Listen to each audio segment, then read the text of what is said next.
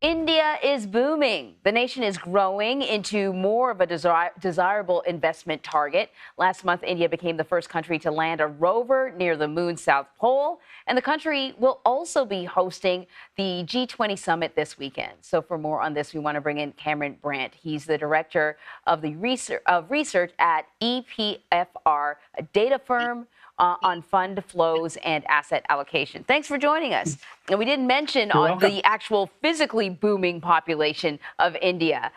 So here we have India sort of increasingly showing up as a possible rival to China. Why is this happening now? Did the pandemic have anything to do with it? What makes India so desirable for investment? A fair number of different reasons. At the top end, at the moment, it's offering very solid growth, a young, dynamic population, which is now officially the world's largest.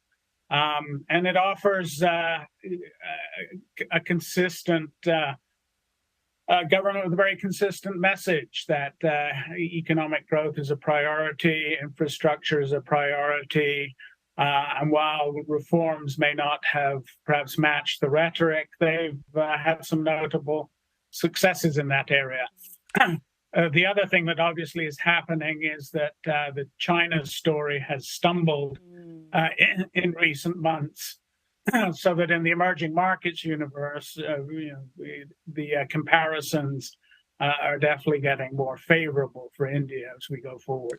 I remember during the pandemic when there was increasing conversations about finding alternatives to China because of all the hiccups with the supply chain. India looked promising because, hey, you want, cheap workers. But one of the challenges, or a couple of challenges, was that the supply chain infrastructure wasn't quite there yet, and that the labor force may not have been as educated as what you might find in China. So I'm wondering which companies are seeing India as a good place to invest in versus others where it's a little more challenging for them to pivot. So those are both valid questions, which are still an issue. Certainly we hear for companies looking to increase their footprint in India. The sort of big FDIs have tended to be large cap companies, especially Japan manufacturing, US software and information technology and consumer goods. What is interesting in the fund flow data is that while we've seen strong flows into dedicated India funds for a while now, those have been largely going to ones with large cap mandates.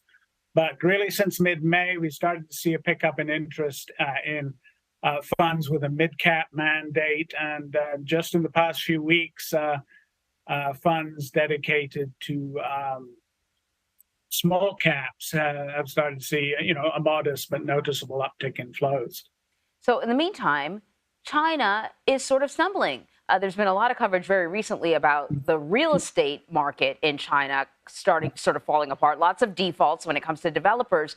But, those years of lockdown really kind of did a number on China's economic growth. Can you talk about how sort of that happening, China kind of starting to weaken, is helping to strengthen India? Well, first off, you need to be cautious.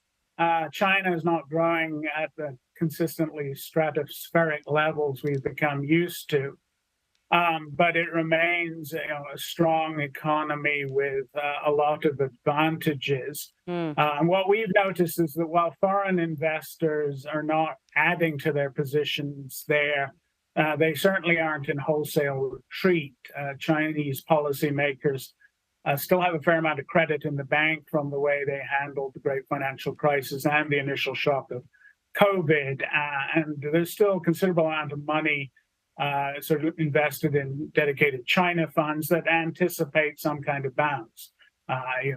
Certainly investors are hoping that China will step up the stimulus and still think that they will. But definitely there have been developments there that really are to India's advantage. I think for me, the major one is that China's reaction has been very much to kind of continue to curb the flow of relevant information. The one that gets the most attention is the youth unemployment figure.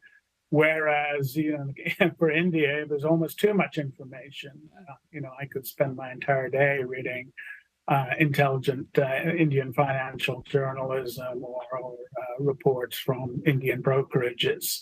So I think as we go forward, that's going to encourage more interest from foreign investors. And certainly when we look at the global emerging markets funds, where managers have to make decisions across the entire EM universe, we've noticed that actively managed GEM funds are now overweight India and slightly underweight China, not by a dramatic degree in both cases, but definitely beginning to notice.